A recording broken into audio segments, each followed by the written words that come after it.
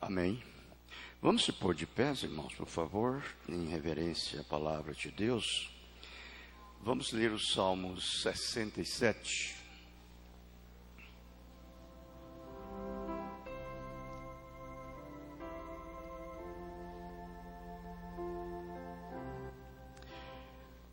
O reino de Deus abrange toda a terra. Deus, tenha misericórdia de nós e nos abençoe, e faça resplandecer o seu rosto sobre nós.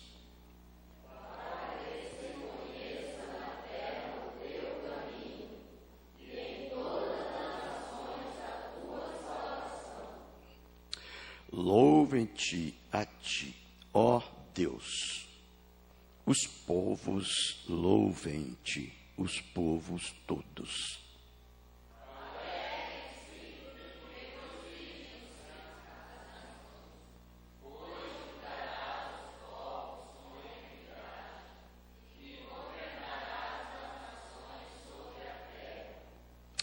Louvem-te a ti, ó Deus. Os povos louvem-te, os povos todos.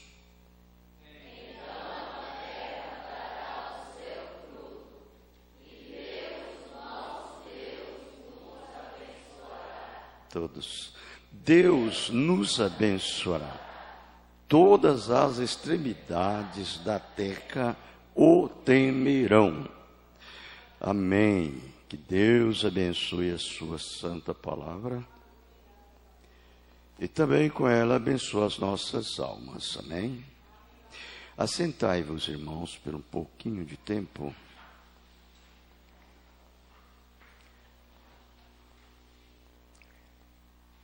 O verso 6. Então a terra dará o seu fruto. E Deus, o nosso Deus, nos abençoará.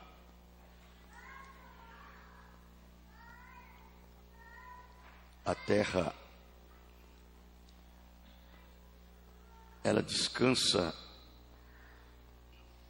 quando o povo descansa nas promessas de Deus. Aí a terra também descansa. Quando o povo se afasta das promessas de Deus, a terra sofre também. Porque vem sobre ela os juízos eminentes, né? Vem sobre a terra. Quando fala na terra, fala em toda a natureza. Então, a desobediência do povo traz um juízo sobre todos. Correto? Por isso que ele está falando, então a terra dará o seu fruto, se tão somente, né, o povo louvar a Deus e eu permanecer firme na sua palavra. Então, dará o seu fruto, e Deus, o nosso Deus, nos abençoará. Não tem jeito de Deus abençoar algo pelo qual está completamente fora do eixo, fora do lugar, fora do caminho. Agora, aqui é duas coisas simultaneamente que sucederia. A terra daria o seu fruto, falando no natural, e o seu fruto no espiritual. Os frutos de Deus. Os frutos de Deus. Porque para essa terra dar o seu fruto, ela tinha que estar dentro da linha. O povo tinha que estar dentro da linha, corretamente. Um povo posicionado na palavra de Deus produz os frutos de Deus. Produz os frutos de Deus. Um homem fora da palavra de Deus, ele não tem jeito de produzir os frutos de Deus. Agora, não é falando no sentido natural. A terra é no natural. E a terra, ela passa a ser abençoada pelas bênçãos de Deus, não do homem. Pelas bênçãos de Deus. Agora, a obediência do homem leva a terra a ser abençoada. A desobediência do homem leva a terra a ser amaldiçoada. Que isso é o que tem sucedido. E um homem bem posicionado, bem colocado na palavra, ele produz os seus frutos. Os frutos de Deus. E os frutos de Deus é o quê? Então vocês sabem, aí aonde você vê, tudo prosperará. Tudo prosperará. Você vai ter o quê? Uma vida próspera, você vai ter uma casa próspera, você vai ter tudo que é seu prosperará. Davi disse, faz com que a mulher estéril habite em família e tenha uma família alegre, não é isso? Tudo vem através do quê? De uma obediência. A hora que nós desobedecemos a palavra de Deus, tudo vira o contrário. Você não tem para onde ir. Tudo vira o contrário. Aí você vê. E a própria natureza, ela está no estado que ela está clamando. Clamando, clamando. Por quê? A desobediência do homem. A desobediência do homem. E você vai ver a situação que fica. Jó, ele olhando nisto, ele disse: por que uma árvore morre e volta a viver novamente? Produz as suas novas folhas, produz seus refrigérios, seus frutos. Não é o fim, ele disse, não é o fim. E quando um homem morre, ele não volta mais. Ele disse, ali, os filhos choram, ele não vê. Os amigos vêm e honram ali, ele não vê. Nunca mais ele volta. Por quê? É o juiz que cai sobre o homem. O homem. Mombrana disse, se eu pudesse ter dito a Jó, eu teria dito, Jó, quem pecou não foi a natureza. Quem pecou foi o homem. Foi o homem que pecou. Por isso que o homem não tem condição de voltar mais.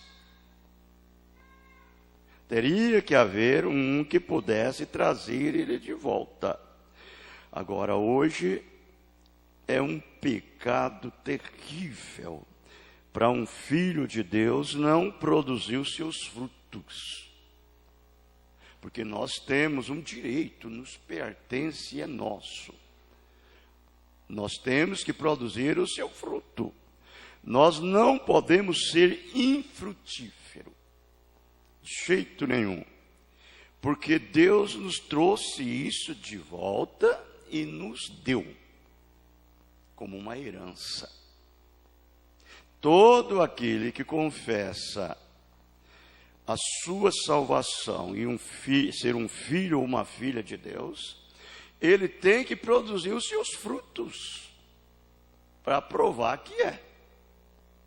Porque se nós não produzimos, nós não somos filhos e filhas de Deus. Correto? E os seus frutos, está os Gálatas 5, verso 21. Você leia lá, você vê os frutos. Esta é a forma que devemos ser. Correto? Amém? Deus nos ajude, né? Sermos fiel à sua palavra. sermos obedientes à sua palavra, para que a nossa casa seja frutífera. Os nossos lares sejam frutíferos.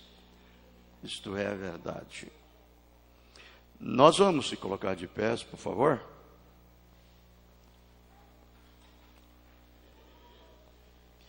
Eu quero ler em São Tiago,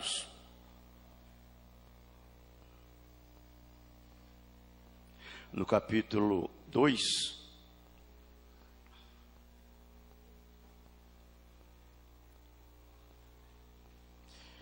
verso 11 a seguir.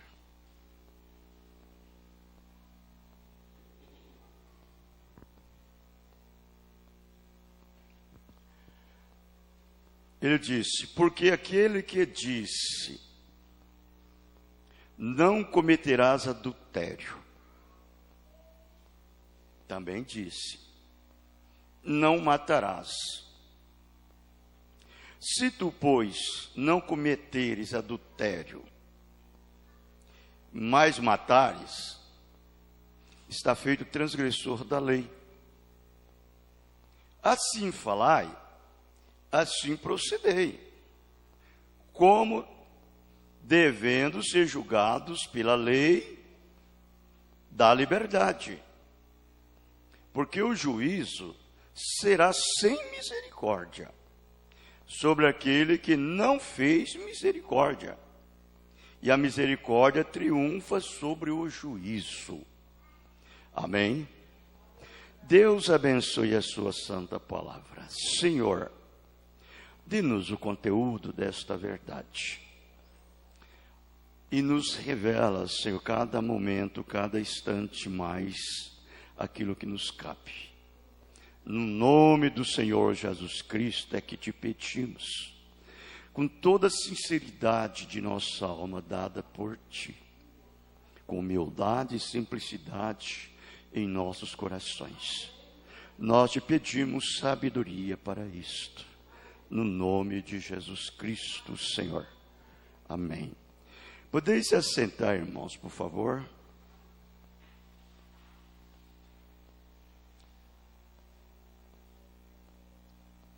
Agora,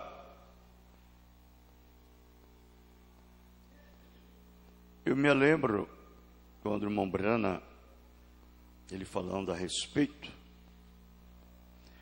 do que você canta, do que você prega, do que você escreve, esboça.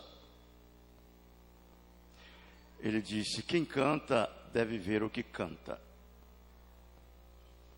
Quem prega deve ver o que prega. Se ele faz o esboço do seu sermão e vai pregar aquele sermão, o profeta disse: ele deve ver aquele sermão. Se ele não viver aquele sermão, ele disse: então você tem que parar de pregar até que você viva. É uma coisa muito tremenda, muito séria. Eu sei que as palavras do irmão Brana não é as palavras do irmão Brana. São as palavras de Jesus no irmão Brana. São as palavras de Cristo no irmão Brana. Nunca você pense que o irmão Brana simplesmente usou uma expressão. Não.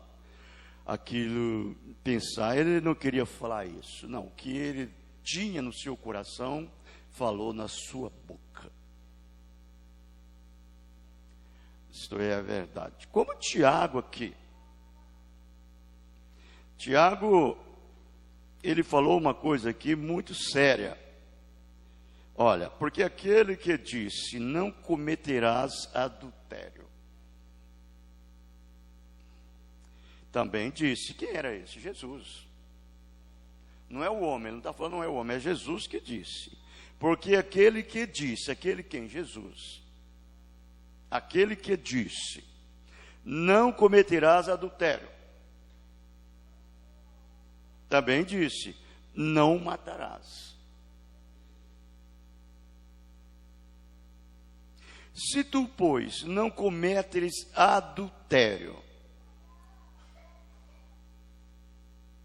mas matares, está feito transgressor da lei. Agora, lá no Velho Testamento, era um ato, irmãos. Era um ato que praticava o adultério e cometia a obra, ele já era tido como um adúltero, ela era tida como uma adúltera no Velho Testamento. No Velho Testamento, era se matasse, ele era tido como homicida, ou como homicida, né? Um assassino, correto? Hoje, as coisas são muito mais finíssimas. Muito mais finíssima. Não é mais fácil, não. De jeito nenhum. Hoje é como você estiver esquiando no gelo. No gelo. Porque este que disse estas palavras através dos lábios de São Tiago, ele disse isso daqui em sua própria boca, quando ele estava aqui terrenamente falando, fisicamente aqui na terra.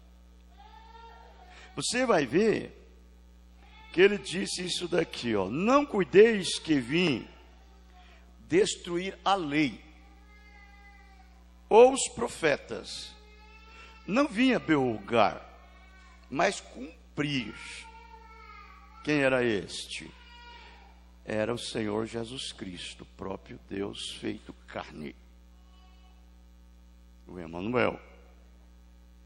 Você vê que a coisa aqui é muito séria, que ele diz assim: porque em verdade vos digo que até que o céu e a terra passem, nem um jota ou um tio será omitido da lei, sem que tudo seja cumprido.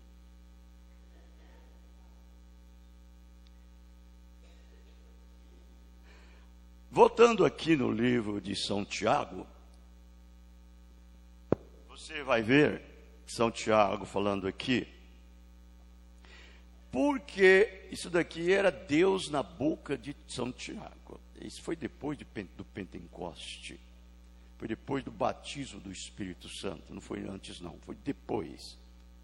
Ele diz: porque qualquer que guardar toda a lei e tropeçar em um só ponto, tornou-se culpado de todos. Você viu aí? Joga tudo por terra. Agora o nosso Senhor, ele disse aqui: nenhum tio, nenhum ponto seria omitido ou acrescentado na lei, sem que tudo seja cumprido. Eu vou prosseguir aqui. Ele diz: qualquer, pois, que violar um destes menores mandamentos e assim ensinar aos homens, será chamado o menor no reino dos céus. E aquele, porém, que os cumprir e ensinar, será chamado grande no reino dos céus. Então você vai ver que você parece que vai entrando assim dentro de um funil e vai ficando tão apertado. Vamos chamar não um funil, é um filtro. É um filtro. Porque, em verdade, a palavra de Deus é um filtro. Ela é um filtro. Entende? Você vai ver que o Mombrana pregou a mensagem: o filtro do homem que pensa. É o gosto de um homem santo. Ele fala: o filtro de uma mulher que pensa é o gosto de uma mulher santa. Não é mesmo? Agora o filtro do ímpio, ele diz, de um homem que fuma, de um homem que bebe, é o gosto de um homem que fuma. É o gosto de um homem que masca tabaco. e etc. Bom, então essas coisas, tudo é perfeito. Não é uma expressão, é algo real, verídico. Agora ele diz assim: porque vos digo que, se vossa justiça não exceder a dos escribas e fariseus, de modo nenhum entrareis no reino dos céus. Então você vai ver, vai apertando. E o filtro, parece que a peneira vai ficando com os buraquinhos mais pequenininho. Mais pequenininho. Porque agora aqui ninguém entra no reino dos céus se as nossas obras não exceder a dos escribas e dos fariseus. As nossas obras. Agora, se você for olhar no pé da letra, um fariseu daquele dali, quem poderia colocar o dedo no nariz de um fariseu daquele e dizer que ele tinha errado ou que ele tinha falhado? Ninguém. Aqueles fariseus, eles eram homens ensinados e instruídos na lei. Eles eram homens que, de acordo com os pensamentos dos homens, eles não erravam.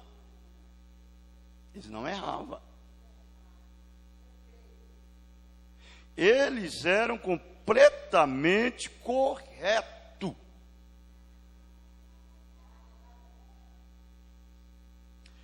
Quando eles assumiam um cargo como de um sumo sacerdote, um fariseu, um doutor da lei, eles eram examinados desde os seus tataravós, bisavós, avós, pai, dos seus ancestrais. Aí então eles poderiam assumir aquela posição. Fora disso, não podia. Então eles eram intocáveis. Agora o nosso Senhor, Ele está dizendo: se as vossas obras não a exceder a dos fariseus, de maneira nenhuma entrará. Agora não é só ensinar e será maior e será o menor, não. Agora não entrará, porque a maior importância que existe hoje para nós não é ensinarmos somente, não é só cantar, não é só pregar. Agora hoje a importância é entrar no reino e ser súdito do reino. É esse daí que é o importante hoje para nós. Porque cantar, qualquer um canta bonito. Pregar um sermão, qualquer um prega. Tudo bem. Agora, eu quero saber fazer parte do reino. É entrar no reino. É isso que nós temos que ver. A nossa demanda é isto. Porque se nós fizermos parte e entrar no reino, significa que conquistaríamos todas as coisas. Porque não é você que conquista. Não é você que entra no reino. Porque o reino de Deus não consiste de palavras bonitas, de canto bonito. O reino de Deus não consiste em comida, em bebida, em vestido. Não. O reino de Deus consiste em virtude. Em virtude. Você entendeu? Ali é as virtudes. Você não pode correr daquilo dali. Aquilo dali é as virtudes que o reino de Deus consiste. Nós temos que ter aquelas virtudes em nossas vidas para entrar no reino de Deus.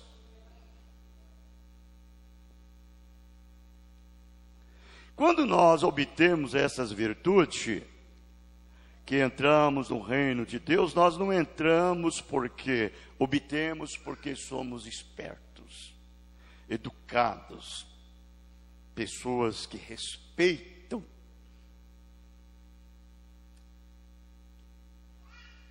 Respeitar. Não. Respeitar, tem pessoas que respeitam a outra pessoa, tem pessoa que traz isso de berço. Ele traz de berço, ele tem um respeito fora de sério, muito educado, muito respeitoso, fulano. Mas não é isto somente, o respeito que Deus requer é outro respeito. É uma estima que você tem no reino de Deus, com você e em você, que produz um respeito diferente, que é o respeito de Deus na sua vida.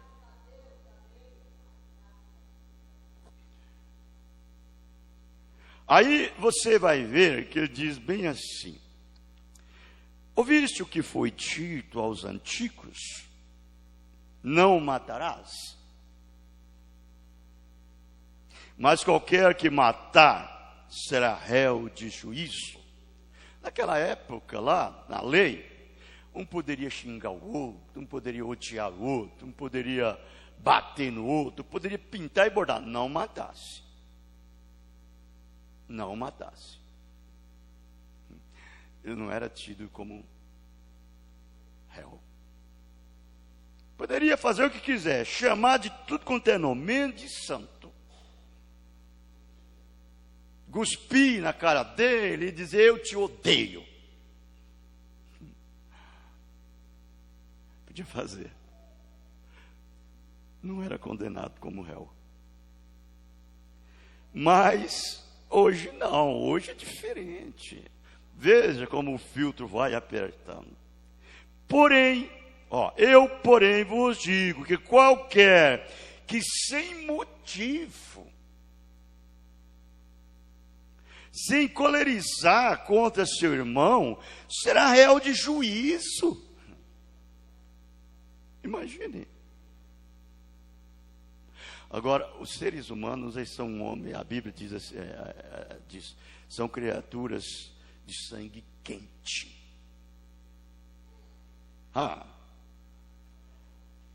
Qualquer coisa, tem pessoas que qualquer coisa, você repete essa palavra para você ver se eu não vou te descarregar o revólver na sua cara.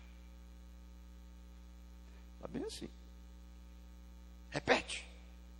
Meter a bala na sua cara que você vai ver onde você vai. É sangue quente. Não é mesmo? Outros não falam nada. Tem gente que não fala nada para ninguém, mas no coração está dizendo: eu odeio aquela pessoa. Eu odeio. Nem vou falar com ela. Não quero nem ver a cara dela. Eu odeio ela. Outro disse: sabe, eu nem vou na igreja porque eu vou lá. Aqueles hipócritas tá lá. Eu tenho tanto hipócrita lá, rapaz, que fala que é crente, mas a minha vida é muito melhor do que a dele. Vou nada. Eu conheço alguns assim. Vou nada. Aí eu disse assim para ele: esse que você está dizendo que ele é hipócrita, ele está todo dia na igreja clamando por misericórdia. Todo dia ele está na igreja clamando por misericórdia. Senhor, tem misericórdia de mim. Tem misericórdia de mim. Tem misericórdia de mim. Eu disse: ele vai alcançar misericórdia uma hora e vai se arrebatar. E eu sei que diz que não é hipócrita, não vai.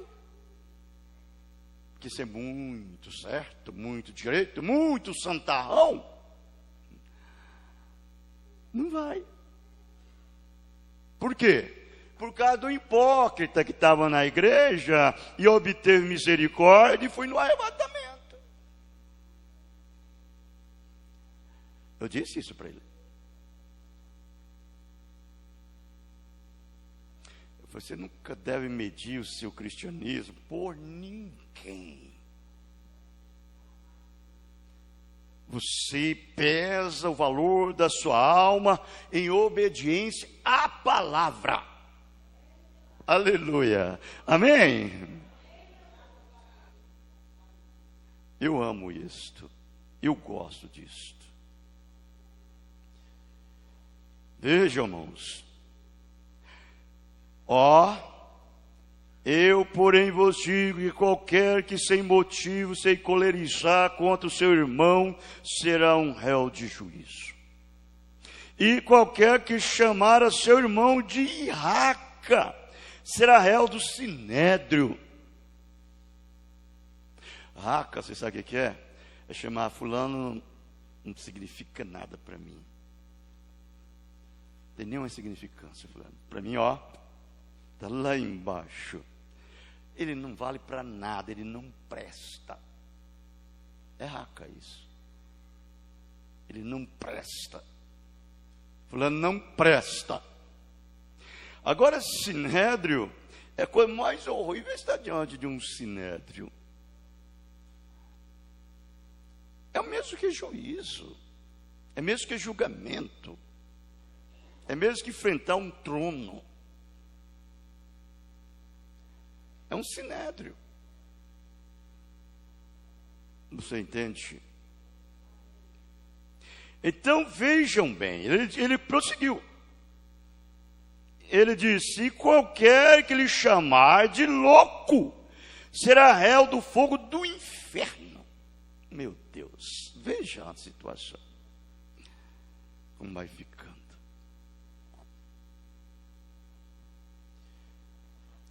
Agora, nécio, louco, é uma pessoa que não tem o Espírito Santo, não tem Deus, é nécio. Você sabia disso? É louco, não tem o Espírito Santo, é um nécio. Mas não julgueis, para que ninguém seja julgado, para que não seja julgado. Mas o nécio é esse tipo de pessoas.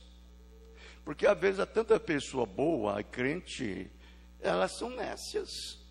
Você sabia disso? Elas são nécias. E no entanto, elas têm uma moral, que se você for medir pelo natural, a moral dela é maior do que aqueles que têm o Espírito Santo. Correto? Muito maior.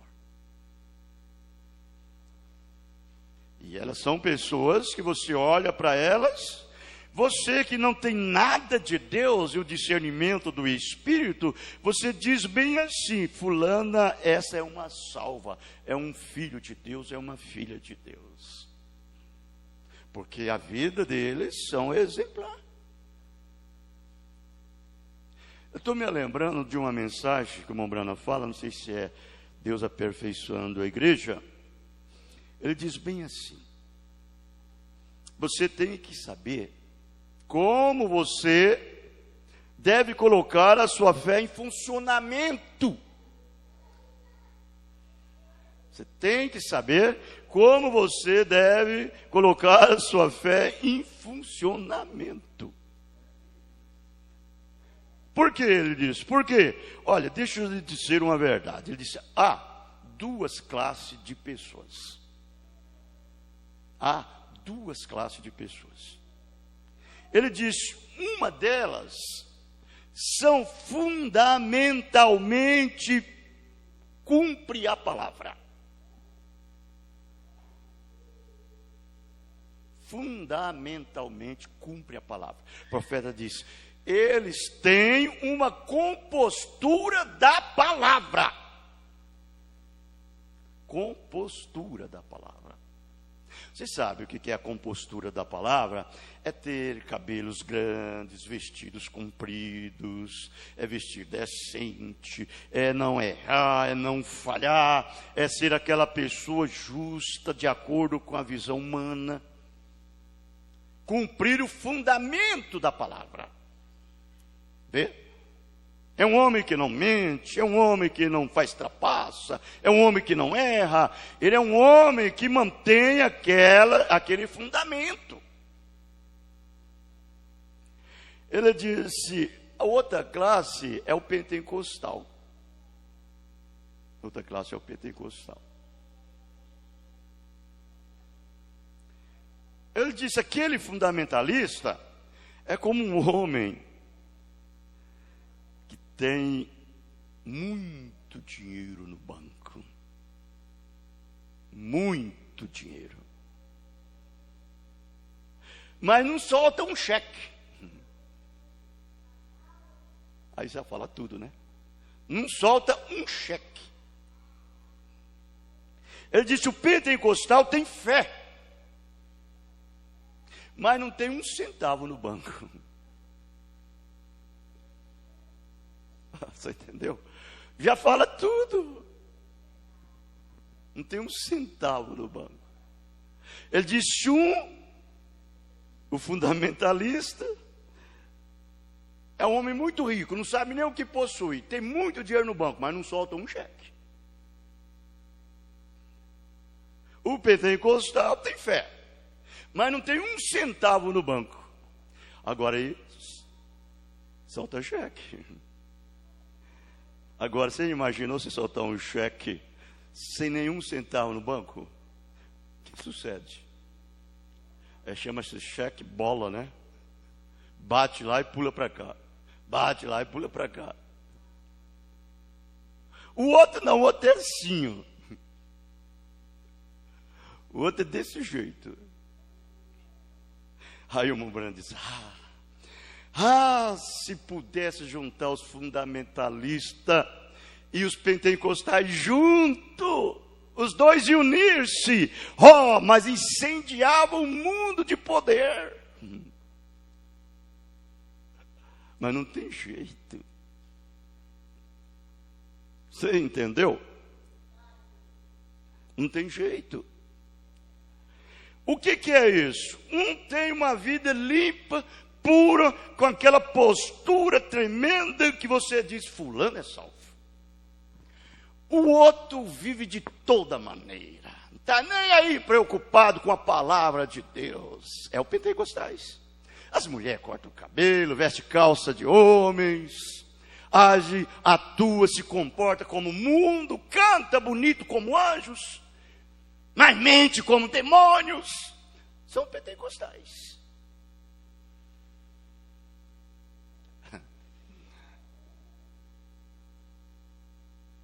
Por isso que o profeta Isaías disse, né?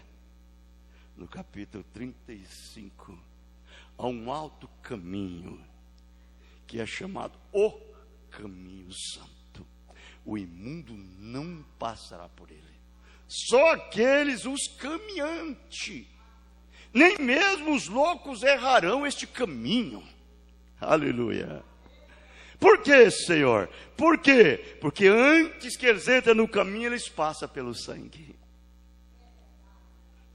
Aonde eles perdem cada pequena mancha, eles mergulham no sangue, que é uma fonte que sai das veias de Emanuel.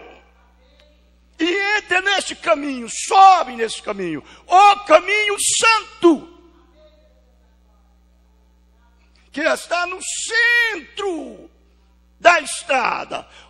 Os pentecostais estão desse lado, os fundamentalistas estão do outro, mas o verdadeiro cristão está no centro. Desse lado você tem atoleiro, desse lado você tem atoleiro, mas no meio da autoestrada só é um caminho puro. Aleluia. Esse é o verdadeiro eleito.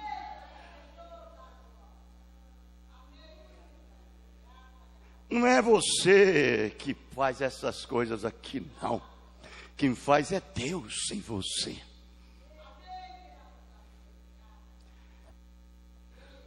Por isso que Davi diz: bem-aventurado é o homem cujos seus pecados são perdoados e cujas suas iniquidades e transgressões são apagadas. Aleluia, amém? Aí deixa eu só tomar um pouquinho aqui. Porquanto se trouxeres a tua oferta ao altar, e aí te lembrares de que teu irmão tem alguma coisa contra ti,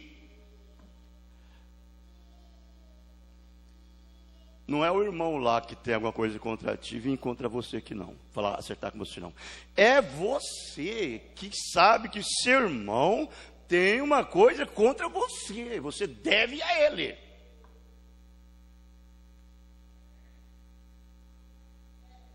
Não é ele vir a você, é você e a ele. Entendeu? Se não, irmão, seu culto não é de Deus. Deus não aceita a sua oferta. Deus não aceita. Por isso que ele está dizendo aqui, ó: deixa ali diante do altar a tua oferta, vai reconciliar-te primeiro com teu irmão, depois vem e apresenta a tua oferta.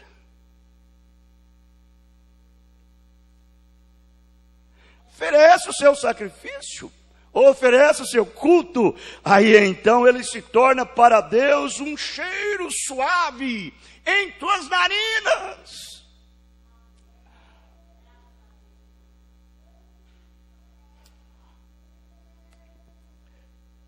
Se você sabe que tem alguém que tem alguma rixa contra você, vai lá e acerta primeiro com ele. Não vai seguir essa vida de crente nojenta, imunda, não. E dizendo que é crente, que é crente, que é crente. Você nunca vai sair do atoleiro. Nunca.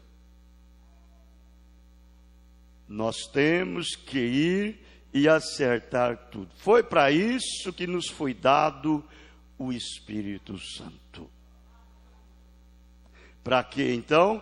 Para que é o Espírito Santo? É para nós fazer tudo que não presta, tudo que é errado? Não. O Espírito Santo foi nos dado para nos condenar. Você sabia disso? Para nos condenar. Quem condena você por alguma coisa errada não é você. É o Espírito Santo que vive em você que te condena. Aí então aquilo te traz uma condenação e você então corre e acerta tudinho. Não importa o que você tem que fazer, ainda que custe a sua vida, mas você tem que acertar tudo. E aí agora, como é que fica? Você já lembra daquele caso daquela mulher que traiu o seu marido? E ela apoiou um demônio na vida dela. E aquele demônio estava atormentando ela. E ela já tinha ido em todo lugar e não tinha conseguido se livrar daquele demônio. Aí disseram para ela ir no irmão Branham. Aí ela foi. O irmão Branham orou por ela 2 vezes, nada. O irmão Branham disse: tem alguma coisa errada. Alguma coisa errada em algum lugar. De repente Deus cruzou uma visão para o irmão Branham. Quando Deus mostrou na visão para o irmão Branham viu ela traindo o marido. Aí diz o irmão Branham para ela: sim, enquanto você não acertar o seu problema, esse demônio tem direito de te possuir. Ele não sai por nada. Aí ela disse: mas eu não tenho problema. Você tem sim. Você estava assim, carro fulano de tal, cor tal, junto com fulano de tal. Você fez assim, assim, traiu o seu marido, não é verdade? Ela disse: é verdade. Eu falei: pois é, você tem que acertar com ele primeiro. Mas se eu acertar, ele vai me deixar. Eu disse: ele já te deixou. E aí ela começou a colocar, e Deus cruzou na frente do irmão Branham a visão do marido dela. E falou assim: ele também te traiu. Ela disse: ele não. Ele é um homem honesto e justo. Não, ele te traiu também, assim, assim. Chama ele lá. Aí chamou ele, né? Quando ele veio, os dois confessaram um para o outro.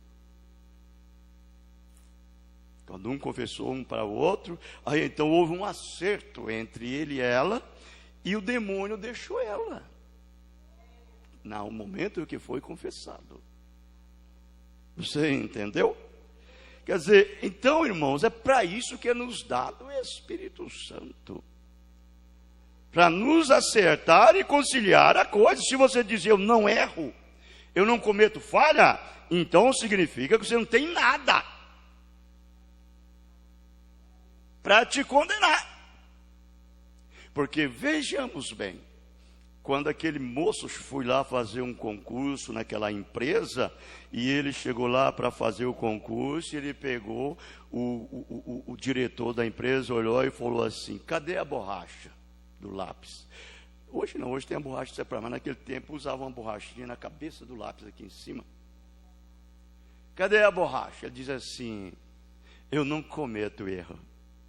Ele diz, então significa que você não faz nada. Eu só quero quem erra.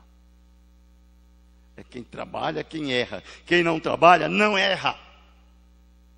Vê? Você está dispensado. Ele nem entrou na fila.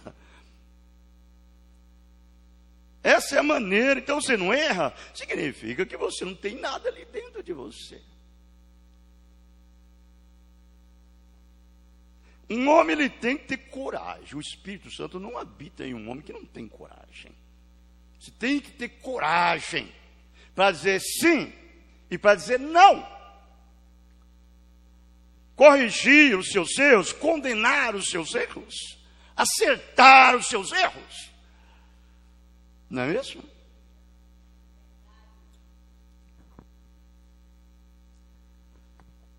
E o Espírito Santo é nos dado para isso. Essa mensagem que nós estamos lendo, a instauração da árvore noiva, olha como ele diz aqui, começando aqui. Mas Pedro disse, elas não estão embriagadas, mas cheias do Espírito Santo. Então cada uma delas, ó a irmã Brana falando, passou pelo mártiro. Olha o que o Espírito Santo faz. Não me importa. Não me importa. Que o Espírito Santo vai te conduzir certinho neste lugar. Morrer. Morrer. Ele diz, exceto João. Ele foi cozido por 24 horas em um tacho de azeite.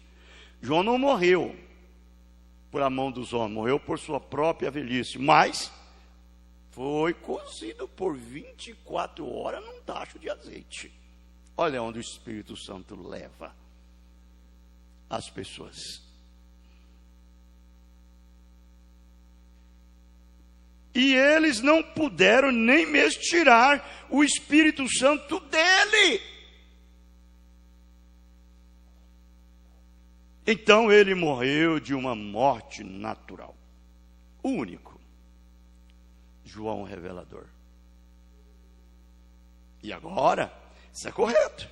E observe agora, o que aconteceu? Nisto, Deus plantou uma árvore para produzir novos dons espirituais, dons do seu Espírito. O mesmo Espírito que estava em Cristo desceu sobre a igreja. E aquela vida eterna. E agora os dons do Espírito estavam na igreja e ela estava crescendo, produzindo frutos por todas as partes. Frutos. Que fruto que ela estava produzindo? Eles não pensavam em si mesmo, eles não organizavam nada, eles simplesmente seguiram em frente e como irmãos, juntos. Eles não tinham nenhum, estou entendendo que aquela coisinha estava ali. Nenhum credo, mas Cristo. Nenhuma lei, mas o amor. nenhum livro, mas a Bíblia. É isso que eu creio, vê? E esta foi a maneira que eles fizeram. O mundo é nossa paróquia, diz o irmão Brana. O mundo é a nossa paróquia. A sua vida é Cristo pregando a Bíblia. Não é mesmo? Eu não vejo outra maneira. A Bíblia, você está cumprindo-se. A Bíblia. A Bíblia. Em toda parte. Em toda parte. Então observe esses companheiros, quando eles estavam fazendo aquilo. Quão gloriosa era aquela igreja. E Deus estava com eles. A Bíblia diz, e Jesus encontrou com eles antes de sua ascensão. Antes dele ir embora, antes dele ir para a glória, ele encontrou com eles. E aí então deu para eles esse mandamento, essa ordem, ide por todo o mundo, pregai o evangelho a toda criatura. Vejam. Estes sinais seguirão aqueles que crerem em meu nome. Foi a última incumbência do mestre para a igreja naquele dia, depois de sua morte, sepultamento e ressurreição. Aí então ele deu isto e mandou eles esperar lá no cenáculo. Fique lá, me espere lá, como ele disse em São Lucas 24, versículo 49. Mas eis que sobre vós eu envio a promessa de meu Pai. Ficai, pois, na cidade de Jerusalém, até que do alto sejais revestidos de poder. São Lucas 24, 49. Em Atos, capítulo 1, no versículo 7 e 8, você vai ver que eles fizeram uma pergunta para o mestre, bem assim: mestre, restaurará tu de volta o reino a Israel a esse tempo? Aí Jesus disse para eles assim: não vos compete saber os tempos e a estação que o Pai estabeleceu pelo seu próprio poder. E já queria sair pregando antes de receber o batismo do Espírito Santo. Ele disse: não compete. Mas ele disse: mas há de vir sobre vós a virtude do Espírito Santo, e então ser-me-eis as minhas testemunhas, começando em Jerusalém, na Judéia, em Samaria, até os confins da terra. Foi. E quando ele disse estas palavras para eles, ele subiu. Foi embora. Subiu. E eles ficaram olhando ele, até que uma nuvem ocultou da visão deles. Quando eles despertaram, foi um anjo atrás deles, que disse com estas palavras: o que estáis olhando? Aquele que subiu um dia há de vir. Vai, fique lá no cenáculo, espere lá. Oh, que coisa, irmãos. Aí eles foram para lá, do jeitinho que ele disse. Ficou lá à espera. O irmão Breno disse que eles ficaram na espera lá, até que Jesus voltasse na forma do Espírito Santo, para eles então continuar o ministério. Vê? Aí ele disse: agora estes sinais. Agora hoje, que tipo de sinal nós qualificamos um crente? Qual é o tipo? Ele estreitar a mão do pastor? Ele pertencer a uma igreja? Ele ter o seu nome no livro, porque sua mãe tinha o seu nome, ou seu pai tinha o seu nome no livro? Mas isso não foi o que Jesus disse, não, senhor. Jesus disse sinais. Aquela é a igreja natural que tem isto. Estamos falando a respeito da igreja espiritual. Não é isso? Estamos falando a respeito da árvore, de uma árvore espiritual, não uma árvore natural. Estamos chegando àquelas duas árvores, e daqui um pouquinho, vê? Uma árvore espiritual, Jesus diz, e sinais seguirão aqueles que estiverem pendidos nesta árvore. E sinais seguirão aqueles que estão tirando suas vidas desta árvore. Em meu nome expulsarão demônios, falarão em novas línguas, se pegarem em serpentes ou beberem qualquer coisa mortífera, isto não lhes fará dano algum.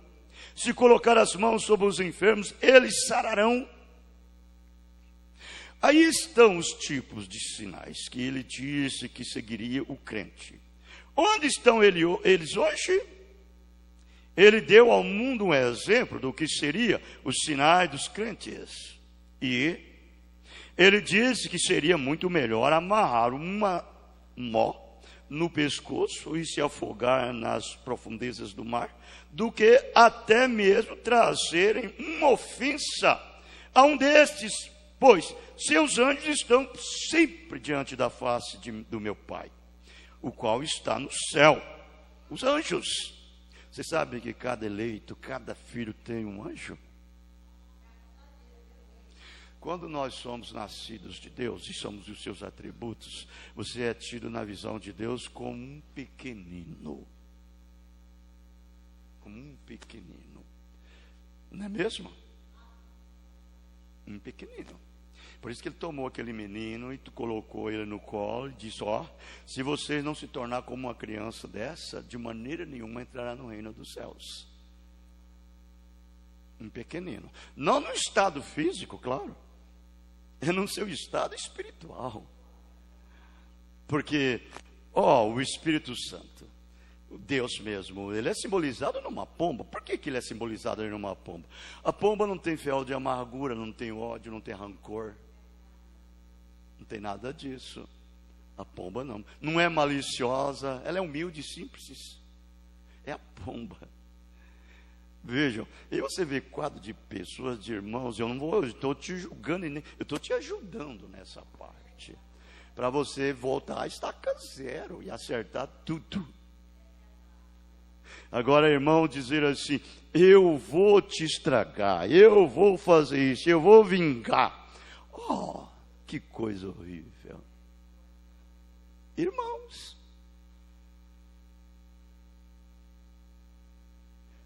não, nós devemos ser amáveis, dóceis.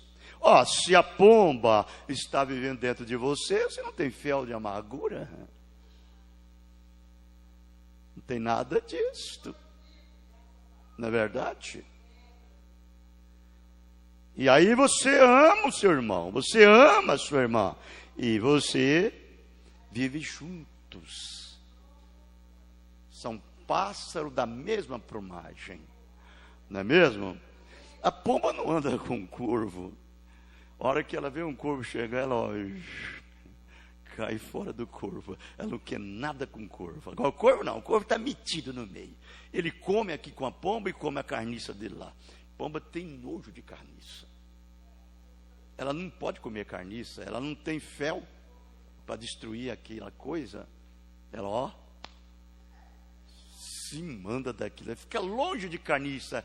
Ela tem nojo, fede nas narinas de uma pomba.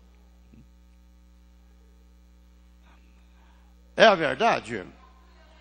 As narinas de uma pomba é as narinas do Espírito Santo. Separai-vos, não toqueis em nada imundo, mas sai do meio deles. E vós serais para mim filhos e filhas, e eu vos serei para vós pai. Foi o que ele disse.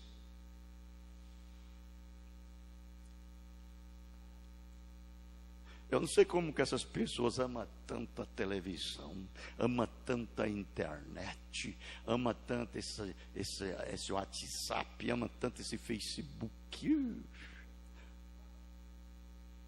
Esse alimento de urubu. Você sabe o que é o WhatsApp, essas coisas todas, esses Facebook? Isso é o verdadeiro dragão da Bíblia. Dragão vermelho. É o verdadeiro dragão vermelho. É um monstro.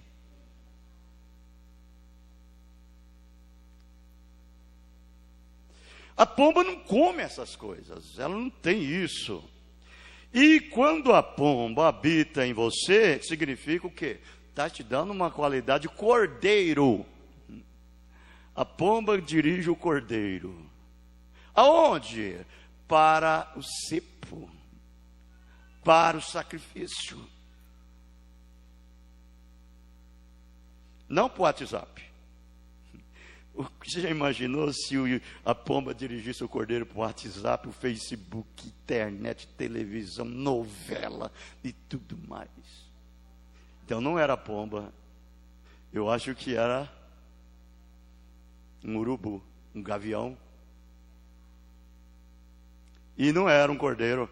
Eu acho que era um lobo, um porco, um cabrito, um bode. Não é mesmo? Jesus disse: as minhas ovelhas ouvem a minha voz. E elas conhecem. Elas me seguem. E eu conheço a cada uma.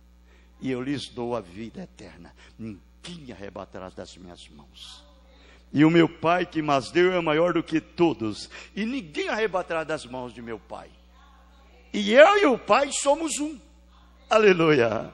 Segurança eterna. Não é isso? Observe agora, aí estão eles. E aquela árvore foi plantada. Ela estava fazendo grande obra.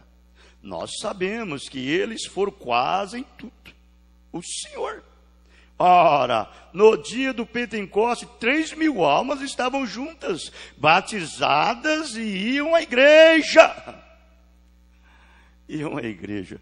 Quando você entra na pomba e a pomba entra em você, irmãos, aonde tiver um grupinho de pomba, a pomba está ali. Não é onde está um grupinho de urubu, não. É onde está um grupinho de pomba. Não é onde está um grupo de gavião, não. Ela corre de gavião. Pomba não gosta de gavião, nem chega nem perto dela. Ela vê de longe um gavião vir, ela, ó, cai fora. Vejam, iam à igreja e quão grande companheirismo eles tinham. Todos, não havia ninguém precisando de nada. Todos eram bondosos, amigos. Tinham esse companheirismo, ouviam a palavra, eram alimentados, sentiam saudade um do outro. Quando saíam da igreja, um abraçava, aquela irmã abraçava a outra irmã, aquele irmão abraçava o outro irmão, dizia: irmão, ore por mim, para que no próximo culto eu esteja aqui de novo. Porque o perigo estava muito em torno deles. Eles choravam. Olha, irmão, nós estamos voltando a esse tempo, nós estamos voltando à restauração da árvore noiva.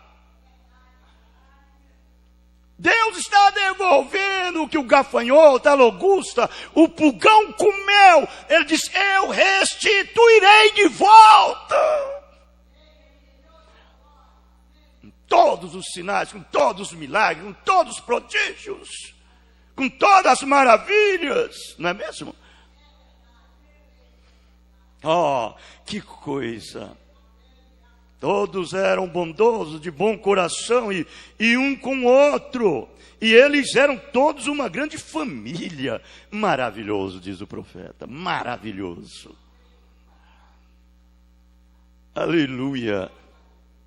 E ali um pequeno velho besouro de aparência horrível, com os dentes vorazes, que vive em 4 estágios, veio para destruir aquela bonita árvore de Deus. Pense nisso. E agora eu vou ler algumas partes que Joel, eu vou deixar isso para o próximo culto. Veja, irmãos, nós estamos voltando de volta. Você tem que sentir essa honra, esse gozo, esse estímulo, esse regozijo, esta alegria. Agora é Cristo em vós, a esperança da glória. Tudo que foi Deus derramou em Cristo, e tudo que é Cristo é derramado na sua igreja. E a igreja onde?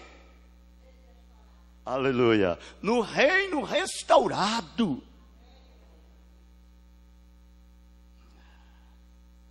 Deus nos abençoe no nome do Senhor Jesus Cristo. Amém. Nós vamos cantar um hino e nós encerraremos.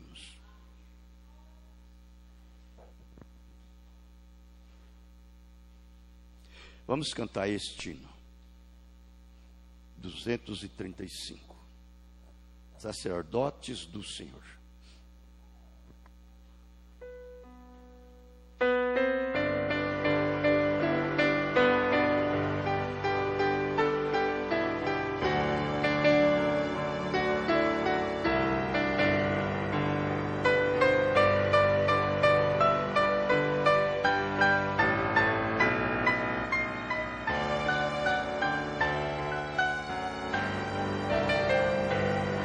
Senhor que nos tem feito sacerdotes verdadeiros, demos-lhe louvor e glória sem cessar. Pois seu sangue é perfeito e genera por inteiro toda alma que quer ser salvar. Todos tendo a mesma mente, jubilosos e contentes, damos honra, glória ao Redentor. Sobre a cruz foi transpassado, com seu sangue derramado, resgatou-nos o bom Salvador. Ele é o Alfa e o Ômega, o primeiro e o último, é Rei dos Reis, de todo o Senhor. Ele é quem nos achega sua graça, seu arrimo, pelo divinal Consolador.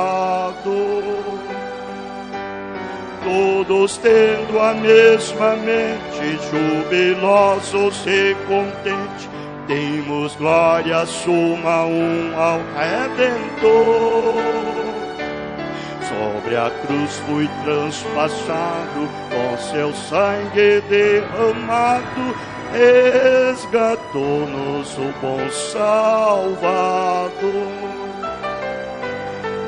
Jesus, o nosso esposo, lá no céu nós entraremos, todos juntos sim, no reino seu de amor.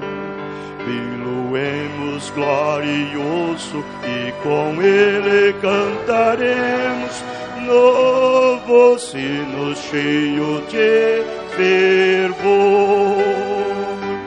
Todos tendo a mesma mente, jubilosos e contentes, demos glória, suma honra ao Redentor.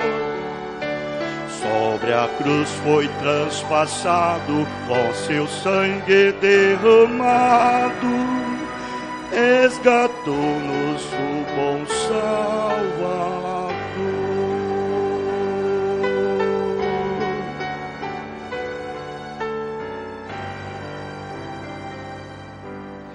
Aleluia, amém.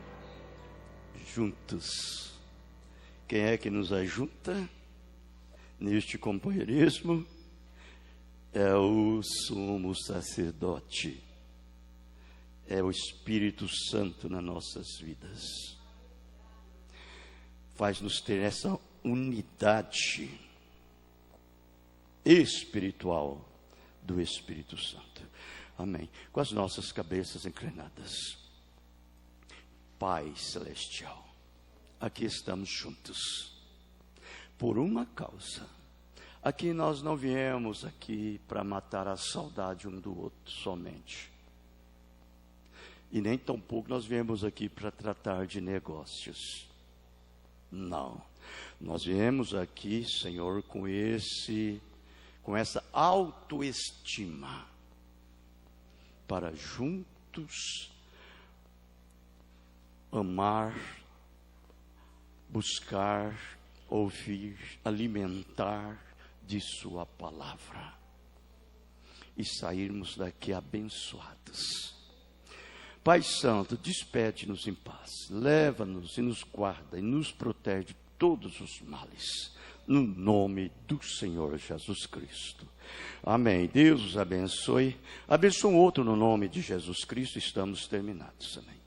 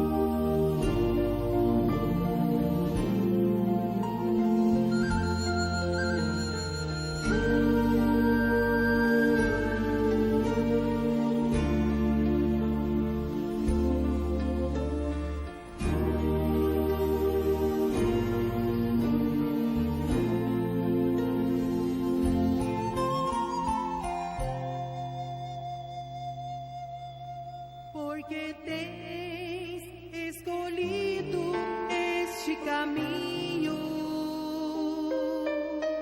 o caminho estreito e difícil.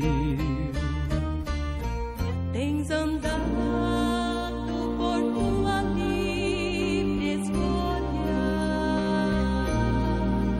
Tens tomado decisão preciosa. Este caminho é o caminho da salvação. Que gloriosa decisão, irmão, tens feito.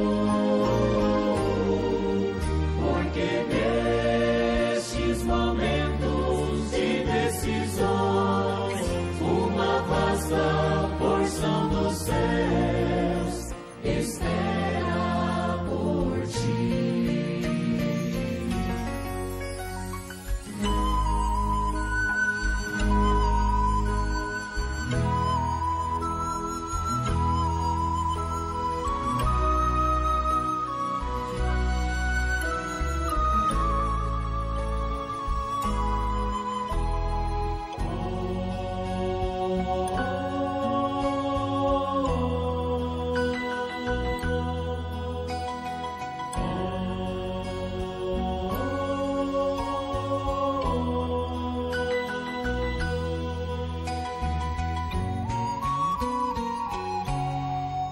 tua escolha é precisa e correta, é o caminho que leva à salvação. E isso por si mesmo é o que fará cumprir a tremenda vitória do amor divino. Este caminho é o caminho da salvação. Que gloriosa decisão, irmão, tens feito. Porque nestes momentos de decisões, uma vasta porção dos céus espera por ti. Este caminho é o caminho da salvação. Que gloriosa decisão, irmão, tens feito, porque nestes momentos de decisão, uma vasta porção do céu